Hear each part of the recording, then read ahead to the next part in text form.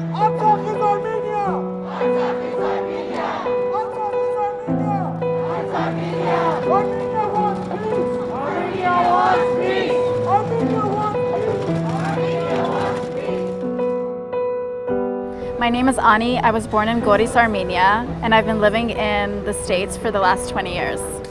My name is Araik. I was born in San Jose, California, and I've been living in Glendale since I was 2 years old.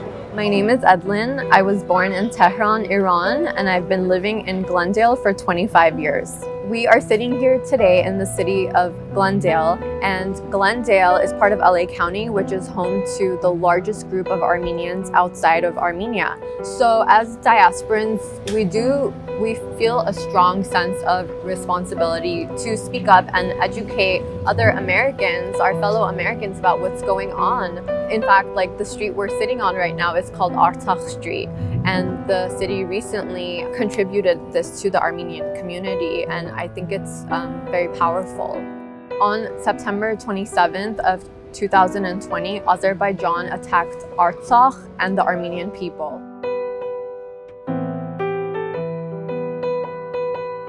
In June 2020, Azerbaijan was actually one of the only nations that didn't sign the COVID ceasefire that was pertaining to the global pandemic that we're currently in.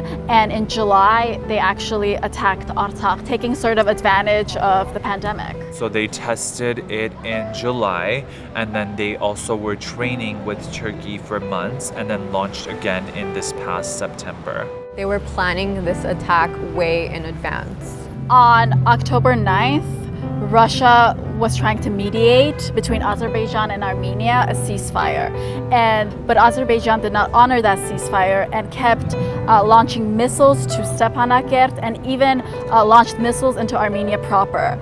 So the ceasefire was supposed to go into effect at 12 noon, but they were launching attacks minutes before that. Journalists on the ground in Artsakh are saying they're still hearing missiles, unfortunately going into villages and just murdering the civilians. So the Armenian people are indigenous to the Armenian highlands, which are situated between the Caucasus Mountains, between what's known as Anatolia, and also north of the Middle East. So when you look at ancient maps, you always see Armenia in that region. Armenia became the first Christian nation in the year 301 AD and has been targeted for their faith over the course of centuries. Currently, Armenia is the only Christian nation in that region, and the Armenian identity is intricately tied with the Christian identity.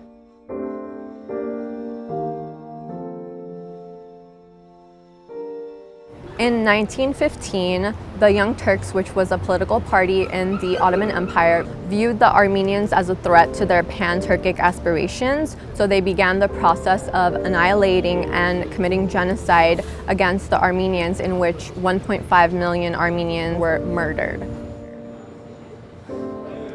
After the Armenian Genocide, Armenia had no choice but to join the Soviet Union, during which Stalin gave the region of Artsakh to Azerbaijan in an effort to appease Turkey into embracing communism.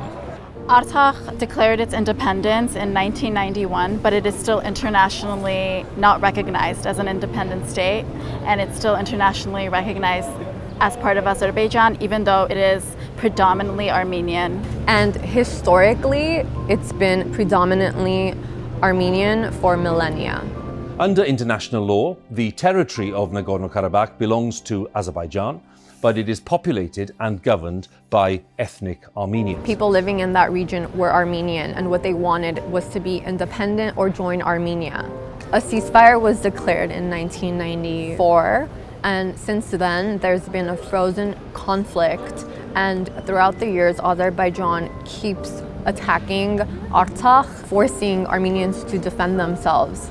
And the current situation that we're in now, we see these pan-Turkic ideals coming into play, where if you look at it on a map today, you'll see Turkey, a tiny sliver of Armenia and Artsakh, Azerbaijan, and then Turkmenistan. So you can see how Armenia, in their eyes, is the only thing standing in the way of this big empire that they're trying to build. And this is something that the world needs to wake up to, because it's not just a threat to Armenia, Artsakh, and Armenians, but to the entire world. It is a global issue that's brewing at hand. When talking about Azerbaijan, it's very critical that we also talk about Turkey. I know we've been sort of talking about Azerbaijan and Turkey in unison, and that's because Turkey is backing Azerbaijan, and Azerbaijan doesn't really do anything without Turkey's full support. And they consider themselves brother nation. Their presidents have said before that they are two countries, one nation. The world should be aware and be very careful of their colonial aspirations in that region. Just this year alone, Turkey has launched military advances into the region in countries such as Libya, Syria, Greece, Cyprus, and definitely Armenia. Their press freedom index in these two countries are one of the lowest in the world. And not just that, just any anti-Turkish sentiment in Turkey, it's an arrestable offense.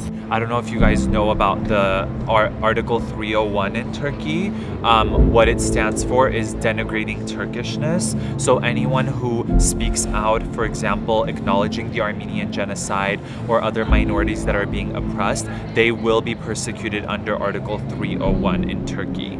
So they're not only trying to oppress the Armenian people, but in a way their own people are oppressed because they're being denied fair media coverage and access. One thing to note is that Azerbaijan's economy is totally run by oil and oil reserves, and therefore they are a huge asset to the West. You have Russia, you have Turkey, you have Iran in that region, and you have these states that would definitely get involved if this were to escalate and continue. And I sometimes feel helpless, but I do know that there is another war that is being fought, and that is InfoWars online. The tactics that are being used is not only intimidation, but also the use of bots and different bot farms that are being employed to go on different social media platforms and in a way threaten people, silence people who are speaking up on this matter. What this does is create a false narrative and a false equivalency of what's going on in the region. Armenia is acting in self-defense. If Armenia were to put down their weapons, Armenia would cease to exist, while Azerbaijan is the aggressor, and what they're trying to do is conquer the land. Philosophically speaking, Artsakh is definitely a symbol for the Armenian people of the constant struggle that they have had to endure to keep their identity. It is a constant reminder of the Armenian genocide. Ecdadın asırlar boyunca yerine getirdiği bu görevi Kafkaslar'da neyse yine yerine getirmeye devam edecek.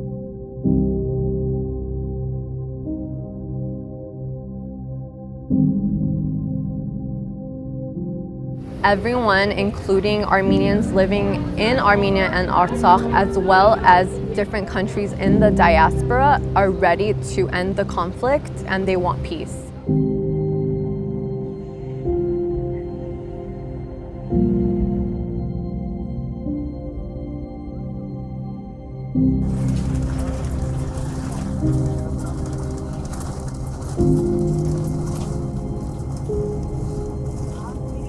Another thing you can do to help the Armenian cause is to spread the awareness. There are a lot of infographics floating around, there's videos, there's text, so please do your part in spreading the awareness about this global issue. We're urging people all over the world to please contact your political leaders and stand up for this human rights issue, because this isn't just an Armenian issue, it's definitely a humanitarian issue. And please donate to armeniafund.org/donate.